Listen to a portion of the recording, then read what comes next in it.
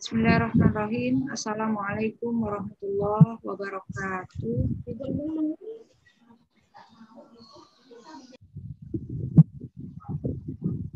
Alhamdulillah binikmatillah. Asyhadu an la ilaha illallah wahdahu la syarikalah wa asyhadu anna Muhammadan abduhu wa rasuluh la nabiyya ba'da. Sebelum kita masuki kajian kita pada hari ini, Bu Nurul mau absen dulu nih buat RA Banda Aceh, Beki Banda Aceh tadi sudah, Beki BH, Baitul Hikmah, ya udah lengkap. Alhamdulillah Ibu. Udah lengkap ya? Alhamdulillah Bu Nurul. Sementara ada yang lagi izin telat, tapi alhamdulillah sudah beberapa yang sudah masuk Bu. Sudah diinfokan juga. Ya, dipastikan semuanya bisa mengikuti. Afwan Bu. Ya, ketinggalan gerbong ya. Afwan Bu Nurul.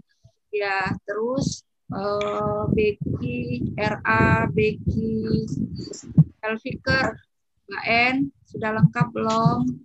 Alhamdulillah udah ada yang masuk Bu. Ini ada yang masih proses kelas. Insya Allah segera bergabung. Ya, himbau kalau training itu diutamakan training dulu ya. Jadi proses kelasnya itu sudah di stop paling enggak setengah jam sebelum training ya, diperhatikan ya. Insya Allah. Terus Ciputat, gurunya RA Ciputat. Alhamdulillah hadir. Ya, gurunya udah lengkap, Ustazah? Sudah ya? Oh, ngumpul ya? Ngumpul ya. Anak ingatkan kembali buat yang ngumpul itu jangan lupa pakai masker ya. Ya, semuanya. Coba anak cek muka dulu, Ciputat pakai masker semua enggak? Mana ini? Tuh ada yang itu enggak pakai masker nih. Pakai ya. Nah, yang belum pakai dulu, pastiin ya. Nah, terus RA Ciputat udah, Baitul Hikmah, Burida sudah lengkap.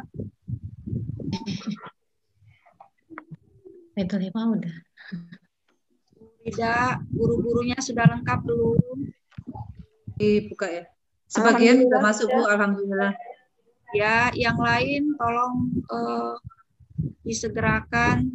Insya Allah sudah diinfokan di grup dan ada yang safar. Insya Allah menyusul. Pastikan ya, pastikan semuanya bisa mengikuti. Ya, memang waktu disediakan khusus. Ar-Rahman. Ar-Rahman, Bu Restu ada. Bu Restu belum ada ya? Ya. Sudah semua? Bu Nur absen, unit yang mana yang belum? Bu Eti. Bu Eti.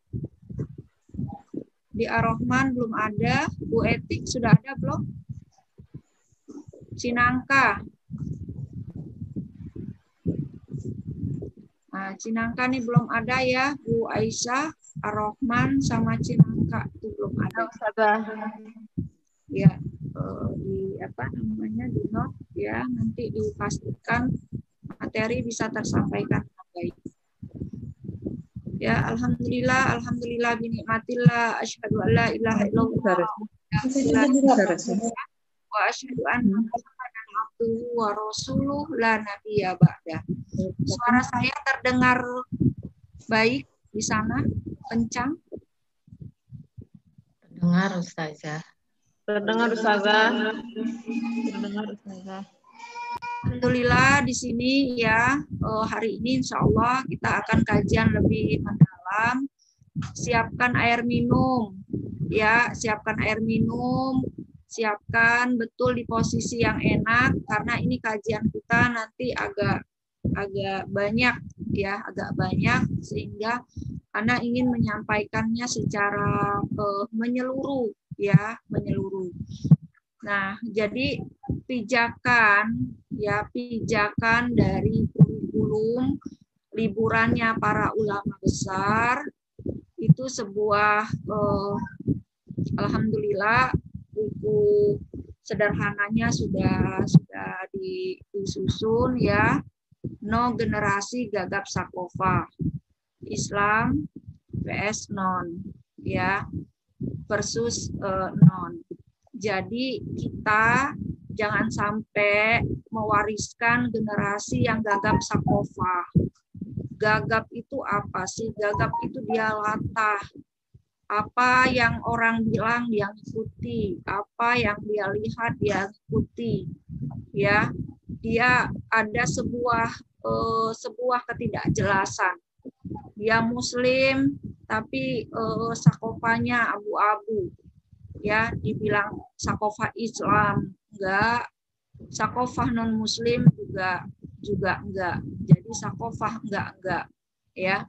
Jangan sampai nanti kemudian kita melahirkan generasi enggak karena gurunya enggak ya, gurunya bermazhab sakofah enggak. Kita masuk ke halaman pertama dari buku ini ya. Nah, halaman pertama dari buku ini bisa diperbesar di sana ya. Jadi di sana keselamatan bukti penghambaan. Di sini kita akan membahas tafsir surah Maryam ayat 33. Surah Maryam ini itu biasanya dijadikan sebuah dalil bagi orang yang membolehkan mengucapkan selamat Natal dan merayakan tanggal 25 Desember itu. Ini yang sering menjadi dasar pemikiran mereka. Apa isinya? Wassalamu alayya yauma wulidtu wa yauma amutu wa yauma ub'atsu hayyan. Dan sejahtera ya, semoga dilimpahkan kepadaku pada hari kelahiranku, pada hari wafatku, dan pada hari aku dibangkitkan hidup kembali.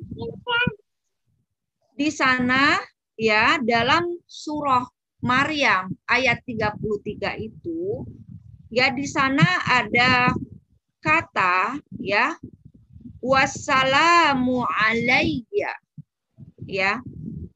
Jadi kesejahteraan semoga dilimpahkan kepadaku. Jadi isinya itu sebuah harapan. Ya enggak? Sebuah harapan.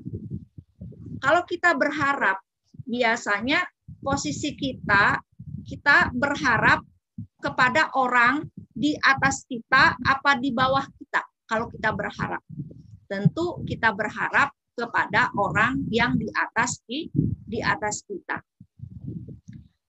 Nah, ini Nabi Isa alaihissalam berharap kepada siapa? Kepada Allah.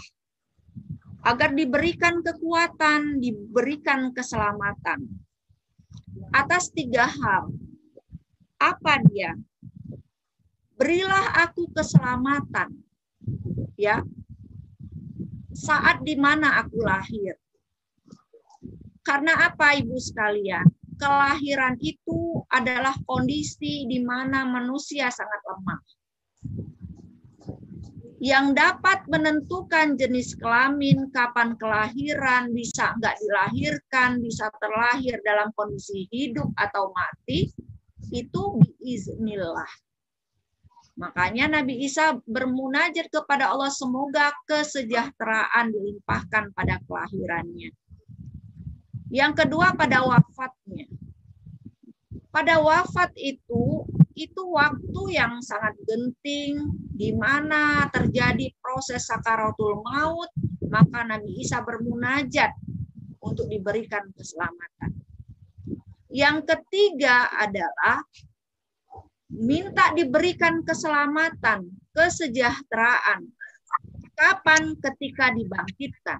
Karena ketika dibangkitkan itu akan terjadi sebuah proses awal yang luar biasa, di mana bumi akan dihancurkan sehancur-hancurnya. Ya kan? Tidak ada syafaat pada saat itu. Maka Nabi Isa alaihissalam berdoa atas 3 waktu tersebut yang sangat penting dalam rentang kehidupan.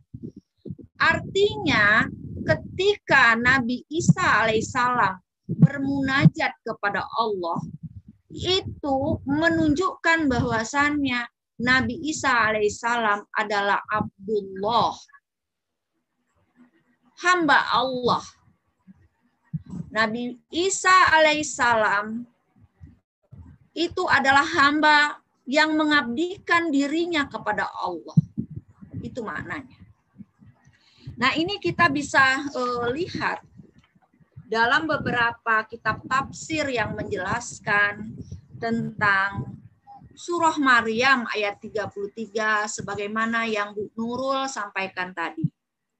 Yang pertama adalah tafsir Ibnu Katsir, ya, menjelaskan dalam ayat ini, ya, mengandung isbat lil ubudiyah. Nah, tadi kan Bu Nurul sudah sampaikan. Penetapan hamba Allah dengan adanya harapan kepada Rob, berarti kita menyatakan bahwasannya diri kita itu adalah hamba. Ya. Bahwa Nabi Isa merupakan makhluk Allah sebagaimana manusia pada umumnya yang mengalami fase hidup, mati, dan esok akan dibangkitkan kembali. Ini menurut tafsir Ibnu Katsir. Kemudian dijelaskan kembali, semoga keselamatan senantiasa terlimpah pada Nabi Isa, senada dengan Ibnu Katsir. Tantawi dalam tafsir Al-Wasit menafsirkan bahwa Nabi Isa menggambarkan dirinya sebagai bisifati al-ubudiyatillah, sebagaimana sifat, ya, sifat sebagaimana hamba Allah pada umumnya, di mana beliau juga membutuhkan petunjuk dan keselamatan dari Allah. Paham ya Bu ya? Jadi dari 2 tafsir itu, ya, baik Ibnu Katsir, ya, baik tafsir Ibnu Katsir maupun, ya, tafsir Al-Wasit menjelaskan kalimat permohonan, ya, kesejahteraan itu sebagai kalimat penghambaan Nabi Isa kepada Allah. Berikutnya, menurut Imam At-Tabari, ya, menurut Imam At-Tabari, maksud salam dalam ayat ini adalah keamanan dari Allah terhadap gangguan setan dan tentaranya pada hari, ya, beliau dilahirkan, yang hal itu tidak didapatkan orang lain selain beliau. Nah, artinya bermunajat keamanan dalam proses kelahiran Nabi Isa. Jadi doa yang dipanjatkan. Juga keselamatan dari celaan terhadap selama hidupnya. Nabi Isa bermunajat kembali agar di dalam kehidupan itu tidak terjadi fitnah dalam hidupnya. Juga keselamatan dari rasa sakit ketika menghadapi kematian. Bentuk Nabi Isa sangatlah lemah di hadapan Allah yang Maha Besar dalam proses kematian itu tidak dialami. Juga keselamatan dari kepanikan dan kebingungan ketika dibangkitkan pada hari kiamat. Sementara orang-orang lain mengalami hal tersebut ketika melihat keadaan yang mengerikan pada hari itu. Dan mohon pertolongan dari Allah, keselamatan, goncangkan. Manusia panik. Nabi Isa berharap pada saat itu Nabi Isa mendapatkan pertolongan dari Allah. Ya. Berikutnya juga dalam tafsir Al-Qurtubi, ya, dijelaskan, dan keselamatan semoga dilimpahkan kepadaku, ya, yaitu ketika di dunia, ya, ketika di dunia berharap bisa terbebas dari gangguan-gangguan, ya, baik gangguan setan maupun gangguan manusia. Begitu juga, ya, berharap keselamatan dari apa?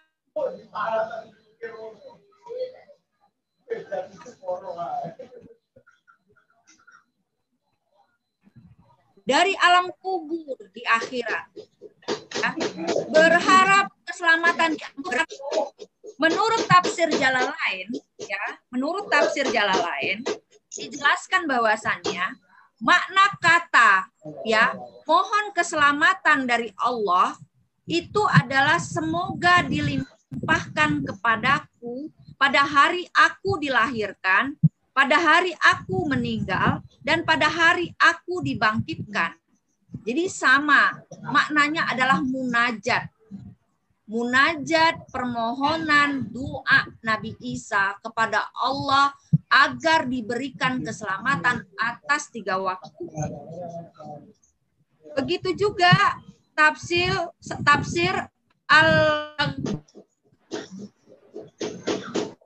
masih ganti ini.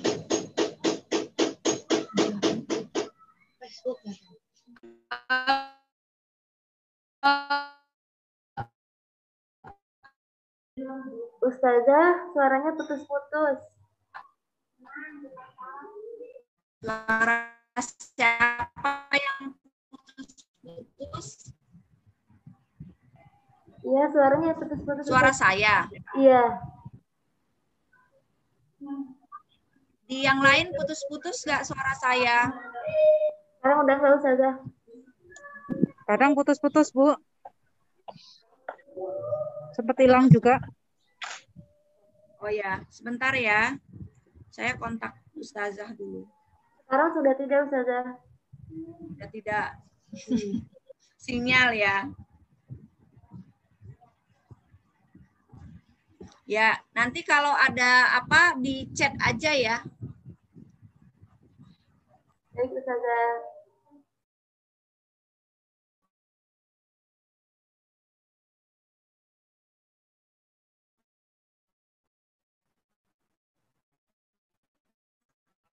Ya.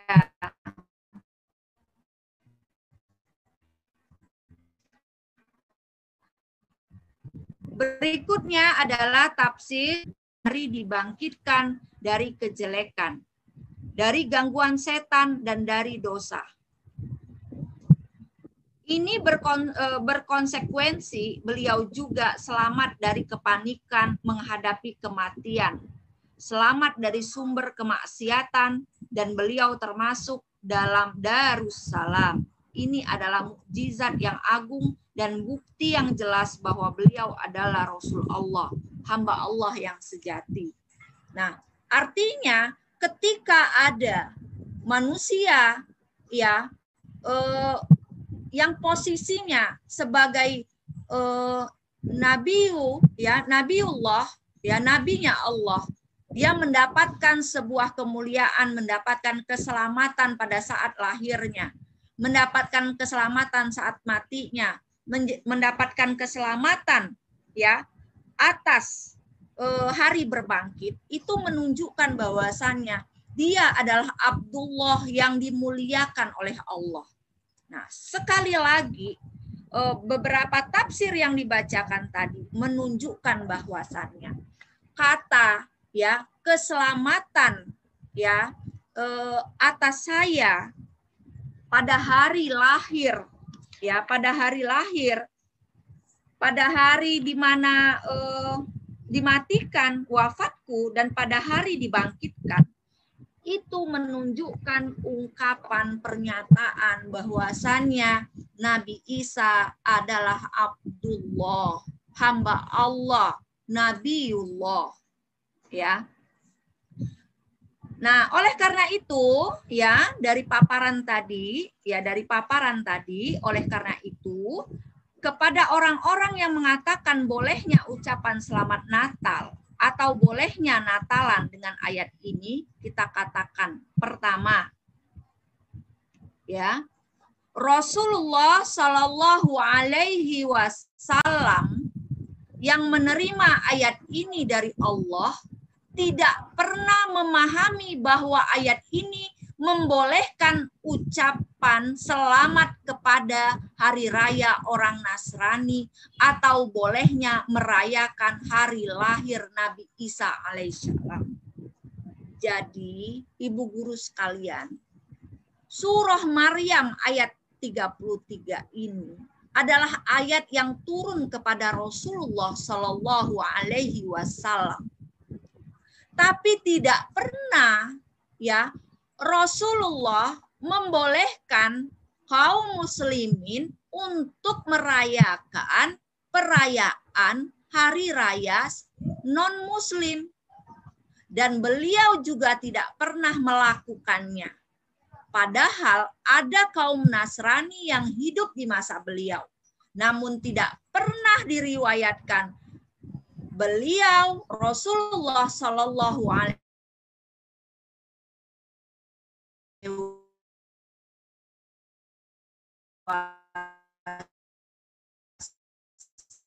Wasallam mengucapkan atau mengirim ucapan, itu dicatat alasannya. Yang kedua, para sahabat Rasulullah Shallallahu Alaihi Wasallam, generasi terbaik umat Islam yang ada ketika Nabi Muhammad menerima ayat ini dari Allah. Mereka memahami isinya dan penerapan ayat ini. Tetapi mereka tidak melakukan, mengikuti perayaan-perayaan ya hari raya non-muslim. Kalau memang maksud surah Maryam ayat 33 adalah pembolehan pengucapan atau perayaan, tentu Rasulullah dan para sahabat sudah duluan melakukannya. Bahkan Umar bin Khattab ya mengatakan, jauhilah perayaan-perayaan kaum musuh Allah, yaitu Yahudi dan Nasrani. Karena kemurkaan Allah turun atas mereka ketika itu, maka aku khawatir kemurkaan tersebut akan menimpa kalian. Jadi ibu-ibu, ustazah semuanya, sampaikan kepada keluarga besar Bait Bani.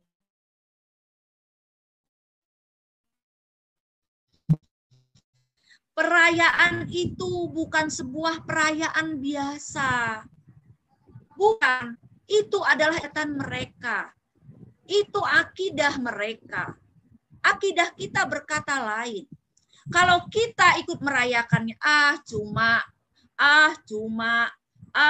makan doang, cuma kongko-kongko doang, cuma nginep di villa anu, cuma buat refreshing doang. Apa kata Umar bin Khattab? Jangan sampai kita ikut pada budaya mereka, pada keyakinan mereka, itu mengundang murka Allah. Niat kita ingin melahirkan 1 juta ulama besar. Orang tua ingin anaknya ikut juga dalam proses pembentukan 1 juta ulama besar. Dan ingin anaknya berada dalam 1 juta ulama besar. Bagaimana itu akan diwujudkan oleh Allah sementara Allah murka dalam apa yang kita lakukan. Jadi jangan sampai menjadi kendala. Jangan anggap remeh. Ya, cuma beli trompet doang. Cuman bakar semut doang. Cuman bakar jagung doang. Cuman bakar ubi doang. Jangan. Ingat pesan Umar bin Khattab. Jangan sampai mengundang kemurkaan Allah. Ketiga, ayat ini bukti penetapan ubudiyah Nabi Isa alaihissalam. Ya. Sebagaimana dijelaskan oleh tafsir Ibnu Katsir tadi di awal. Keempat, ulama menafsirkan assalam. Di sini maknanya keselamatan dari Allah. Bukan ucapan selamat. Jadi keselamatan dari Allah. Ya, jadi ada sebuah doa harapan dari Nabi Isa agar Allah memberikan keselamatan. Assalam di sini adalah Allah memberikan pertolongan, bukan mengucapkan selamat. Ya, andai kita terima bahwa assalam di sini maknanya adalah ucapan selamat. Lalu kepada siapa ucapan selamatnya? Ayat menyebutkan assalamu alayya. Berarti ucapan selamat seharusnya kepada Nabi Isa. Ya enggak? Assalamu alayya. Berarti ucapan selamatnya kepada siapa? Kepada Nabi Isa. Sebagai siapa? Sebagai Abdullah, sebagai hamba Allah. Ya, sebagai Nabiullah. Bukan kepada orang Nasrani. Bukan. Dan andai kita ingin mendoakan keselamatan kepada Nabi Isa alaihissalam, maka waktunya sangat luas. Bisa kapan saja, di mana saja, tanpa harus dikhususkan pada perayaan tanggal 25 Desember. Itu keyakinan Islam. Nabi Isa sebagai nabi, bukan sebagai anak Tuhan. Ya. Kemudian yang keenam, ya, yang keenam. Andai kita terima tafsiran mereka bahwa dari ayat ini dibolehkan mengucapkan selamat Natal pada hari lahir Isa, maka pertanyaannya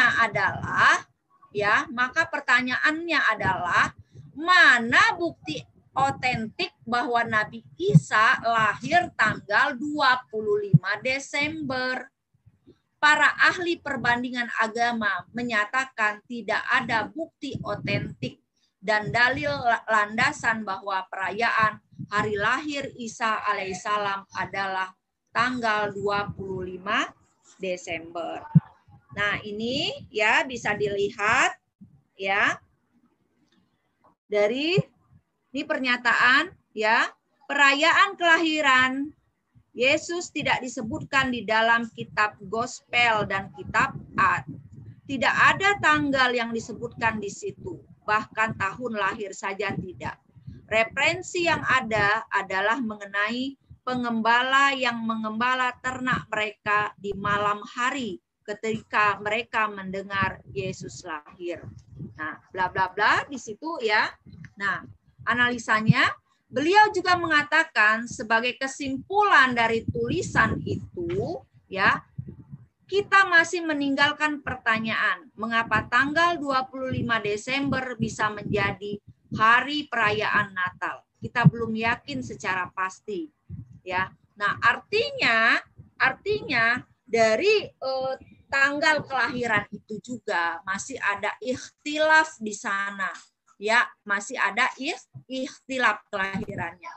Dengan demikian, ya, Dengan demikian, maka ya kita bisa menyimpulkan bahwasannya maksud dari ya tafsir surah Maryam ayat 33 tadi, yang pertama, kata keselamatan itu adalah bentuk harapan dari Nabi Isa agar Allah memberikan keselamatan pada 3 waktu. Waktu kapan? Waktu lahirnya. Waktu kapan? Waktu matinya, wafatnya. Waktu kapan? Waktu berbangkitnya. Nah, harapan ini sebagai bentuk ubudiyah, penghambaan diri Nabi Isa kepada Allah. Jadi kesimpulannya dalam ayat surah Maryam ayat 33 itu disampaikan bahwasannya Nabi Isa alaihissalam itu adalah sebagai Abdullah yang berharap kepada Allah, ya, berharap kepada Allah keselamatan atas lahirnya, wafatnya, dan meninggalnya, dan hari berbangkitnya. Clear di sana ya. Nah, kita masuk ke pembahasan toleransi yang indah di halaman 9.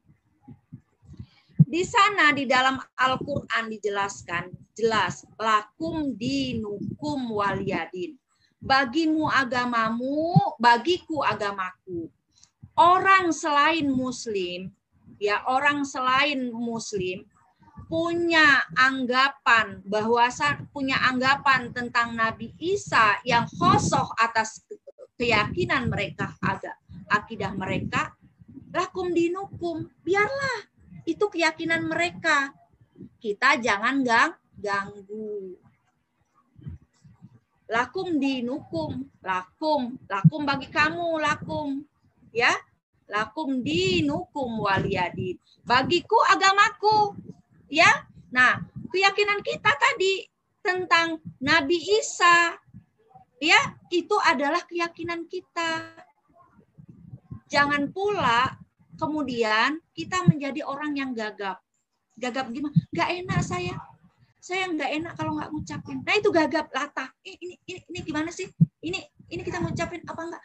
Jelas di sana dalam surah Al-Kafirun sudah jelas pernyataan. Kita nggak nyembah peribadatan mereka. Mereka jangan ikut-ikut kita. Kita nggak ikut-ikut mereka. Bagi agama mereka, bagi agama kita. Nah, udah paham ya, Ustazah, sampai di sini, ya. Nah, terus halaman ke-10.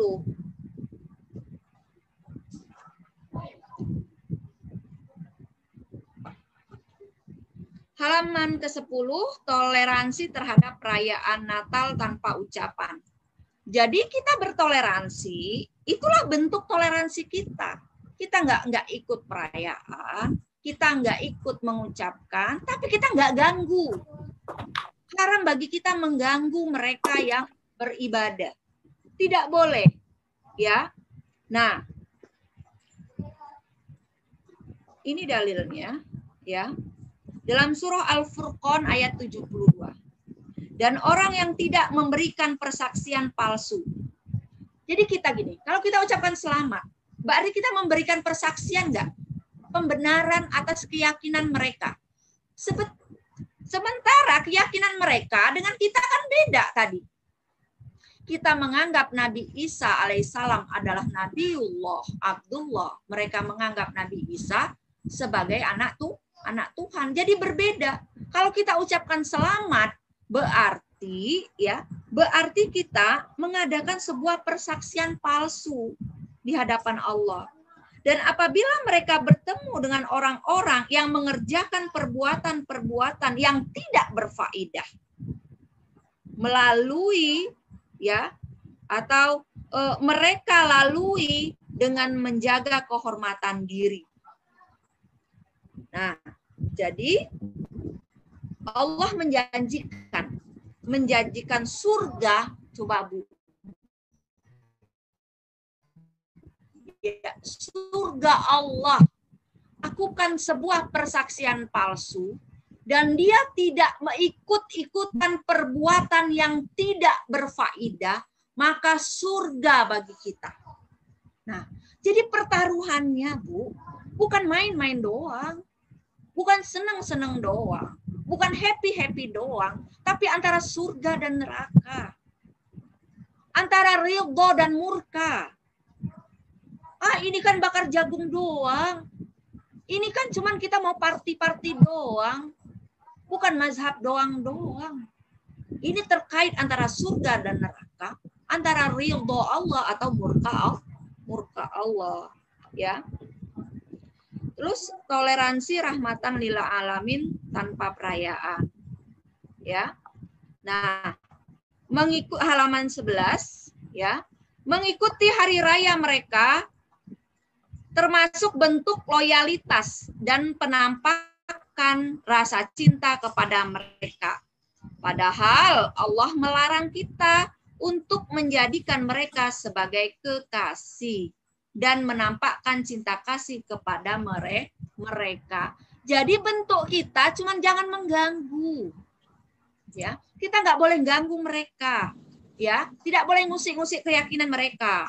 Nah, ini dalam surah Al-Mumtahanah, ya. Hai orang-orang yang beriman, janganlah kamu mengambil musuhku dan musuhmu menjadi teman-teman setia yang kamu sampaikan kepada mereka. Karena rasa kasih sayang, padahal sesungguhnya mereka telah ingkar kepada kebenaran yang datang kepadamu. Nah, ya, jadi kalau terkait akidah, ada caranya kita bertetangga, ada caranya kita bersaudara dengan non-muslim. Ya. Berikutnya, ya, dalam keterangan berikutnya, hari raya merupakan bagian dari agama dan doktrin keyakinan. Ya enggak, kayak kita aja. Dalam hari raya Idul Adha, ada keyakinan apa di sana? Ada sebuah perayaan kurban. Iya enggak? Terkait keyakinan enggak? Iya, persembahan terhadap Allah. Nah, jadi hari raya itu bukanlah bebas dari keyakinan agama tertentu. Bukan. Bukan semata-mata perkara dunia dan hiburan. Ketika Nabi Shallallahu Alaihi Wasallam, ya, Nabi Shallallahu Alaihi Wasallam dengan 2 hari raya, Nairus dan Mi'raj. Beliau pernah bersabda di hadapan penduduk Madinah, ya.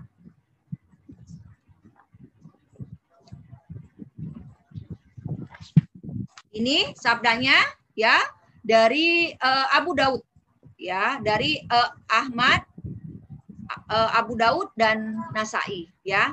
Saya mendatangi kalian penduduk Madinah dan kalian memiliki 2 hari raya yang kalian jadikan sebagai waktu untuk bermain, ya, bergembira. Padahal Allah telah menggantikan 2 hari raya terbaik untuk kalian, Idul Fitri dan Idul Adha. Artinya kita tidak boleh mengikuti perayaan agama mereka. Ya, perayaan Nairus dan Mi'rajan yang dirayakan penduduk Madinah isinya hanya bermain-main dan makan-makan saja. Ya kan? Sama sekali tidak ada unsur ritual sebagaimana yang dilakukan oleh orang Majusi. Ya. Sumber asli 2 perayaan ini. Namun mengingat 2 hari tersebut adalah perayaan orang non-muslim, maka Rasulullah Shallallahu Alaihi Wasallam melarangnya. Sebagai gantinya Allah berikan 2 hari raya terbaik, yaitu Idul Fitri dan Idul Adha. Ya. Nah,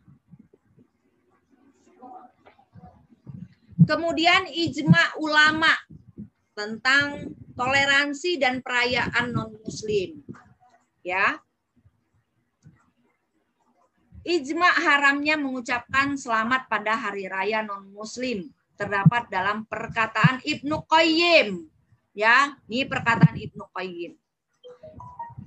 Adapun memberi ucapan selamat pada syiar-syiar kekufuran yang khususnya bagi orang-orang kafir seperti mengucapkan selamat Natal adalah sesuatu yang diharamkan berdasarkan ijma kesepakatan para ulama.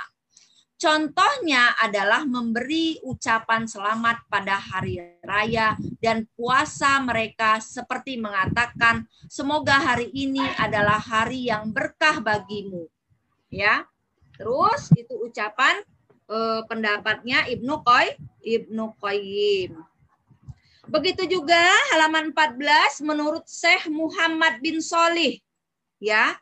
Ucapan selamat hari raya Natal dan ucapan selamat lainnya yang berkaitan dengan perayaan agama orang kafir adalah haram berdasarkan kesepakatan ulama.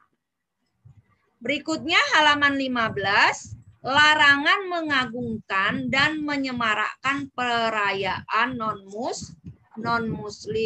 Tadi ya sudah disampaikan pendapat halaman 15, pendapat dari Umar bin Khattab, jauhilah orang-orang kafir saat hari raya mereka. Nanti dikhawatirkan dalam perayaan itu Allah akan memberikan kemurkaan terhadapnya, dan beberapa pendapat ulama lainnya di situ disampaikan dalam buku ini. Halaman 18 ya, masuk ke tahun baru Masehi, Gagap Sakofa, Islam versus non. Nah, sekarang ibu-ibu sekalian ya, perayaan Tahun Baru Masehi itu juga merupakan peribadatan, ya, peribadatan non-muslim. Maka sama halnya, ya, seperti dalil-dalil di atas, maka dilarang bagi kita untuk mengikutinya. Lihat halaman 20. Dalil-dalil larangannya. Barang siapa yang menyerupai suatu kaum, maka dia termasuk golongan mereka. Nah, mau nggak kita nanti pas berbangkit, kita berbangkitnya di barisan mereka. Kita kan pengen berbangkitnya safarotil kiramil baroro. Barisan malaikat, barisan para nabi, tabiut tabiin, para ulama, para syuhada, orang-orang soleh, itu pengennya kita. Maka kita jangan ikut-ikutan ya perayaan non-muslim.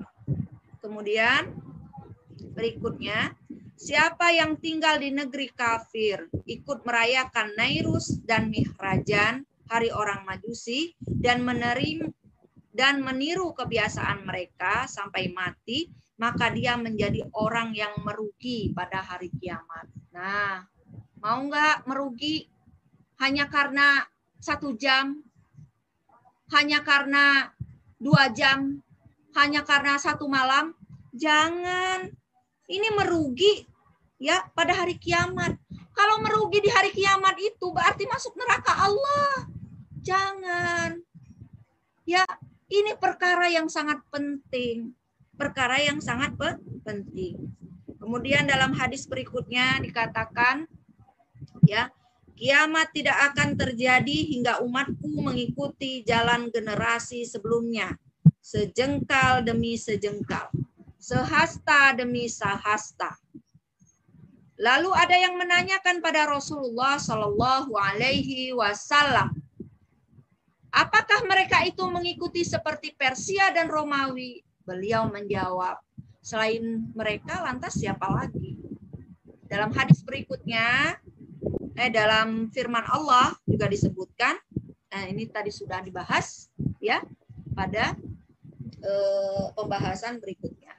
Nah, berpijak dari rasa khawatir mendapatkan kemurkaan dari Allah, rasa khawatir nanti keluarga besar Bait Qurani Gagap Sakofa bingung mana sakofa Islam, mana sakofa non, karena yang fakta yang dilihatnya itulah yang diikutinya. Maka kita beri sebuah kejelasan.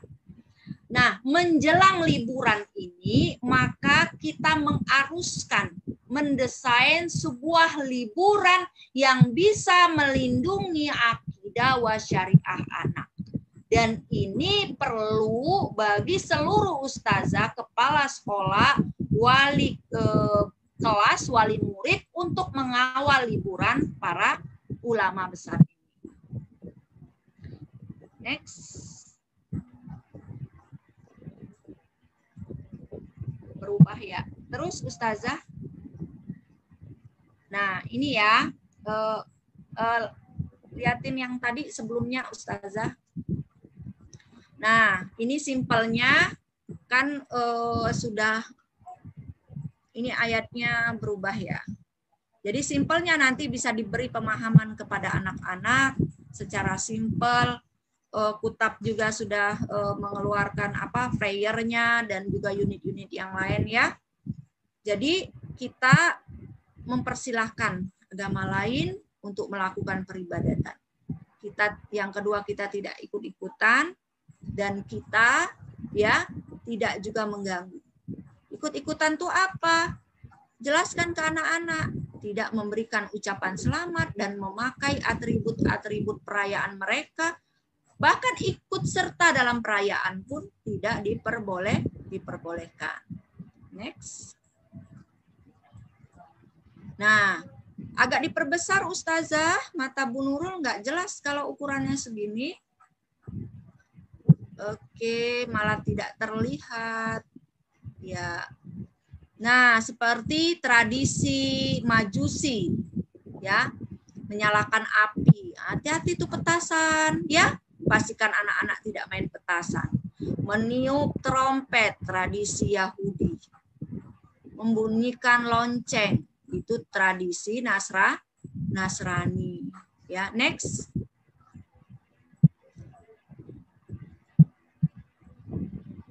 Sudah, next.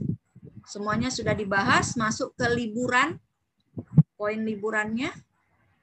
Ya, liburan keren ulama besar. Kita tetap merancang liburan yang sangat membahagiakan bagi anak-anak. Next. Dengan selamatkan akidah wa syariah. Tadi gambarannya ya. Nah, terus selamatkan dari medsos. Jadi, liburan kita no ikut-ikutan perayaan non-muslim, ya, dan bebas dari medsos. Oke, terus, nah, kalau kita ikut perayaan, berarti kita akan dapat murka Allah, ya, penggadaian surga yang kita bangun itu akan kita tukar dengan neraka Allah. Bahaya medsos apa? Kerusakan yang diakibatkan nonton film yang tidak baik bagi anak, bagaikan kerusakan otak karena narkoba. Ini PFC-nya akan rusak. Kalau PFC anak sudah rusak, perhatikan tuh, yang jelas, kalau banyak main HP, fisik sakit, leher sakit, tulang pinggul sakit, stimulan motorik kasarnya terganggu, sehingga kaki anak tidak kuat, fisik anak tidak kuat. Motorik halusnya tidak kuat sehingga anak kurang disiplin, kurang fokus, kurang militan. Itu akibat kurang stimulan karena hanya satu arah saja. Kurang bahasanya, kurang sosialnya. Plus kalau itu sudah kurang, ya kurang, tentu pemahaman yang akan masuk ke kepalanya juga akan kurang. Plus ada struktur, ya, struktur di otak yang dirusak. Apa itu? PFC-nya. Karena PFC-nya akan berkerut, ya, sistem limbiknya akan membesar. Kalau PFC-nya sudah berkerut, daya tangkapnya menjadi lemah. Kerusakan otak membuat anak tidak senang belajar. rendah motivasi, tidak ada rasa tanggung jawab, dan puncaknya rusak perilaku. Jika kita melakukan ya apa yang dilarang saat liburan, maka bersiaplah menuai semuanya. Kalau tidak siap menuai semuanya, jangan lakukan yang dilarang. Next. Ya, desain liburan anak ya yang baik dengan komponen liburan seru. Ya, next. Oh, itu tadi ya. Coba lihat yang lagi. Tadi yang kotak-kotak tadi. Nah, ini ya. Bu Aisyah bisa tampilkan yang punya saya. Yang pertama saya minta tampilkan. Sebentar Ustazah. Ya.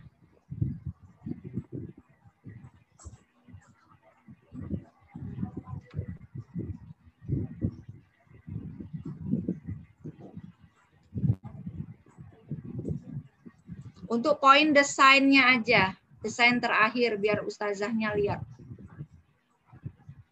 Desain liburan yang paling akhir yang saya kirim pertama.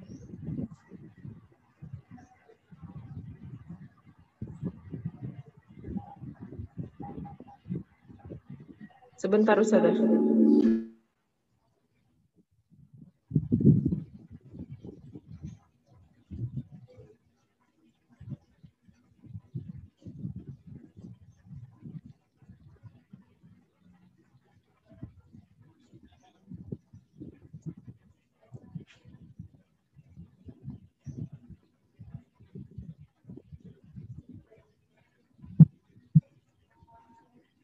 Jadi nanti ya saat Mawa udah lihat ya.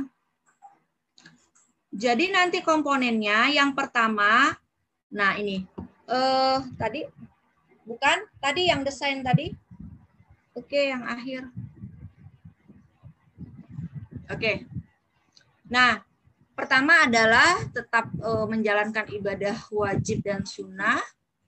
Kegiatan membantu orang tua, sudah Bu Nurul sampaikan bahwasanya membantu orang tua itu merupakan stimulan ruhiyah ya dan stimulan insaniah yang dilakukan oleh orang tua. Stimulan ruhiyah itu ketika anak bantu orang tua ridho, maka Allah pun ridho kepada anak dan Allah akan mengajari anak langsung. Nah, itu kemuliaan buat anak.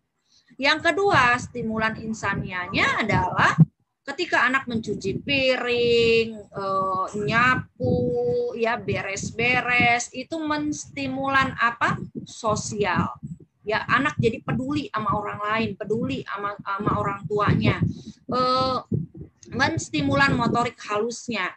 Motorik halus itu bisa distimulan dengan cuci piring, dengan memeras baju, menjemur baju, dengan menggosok, dengan melipat. Itu untuk apa?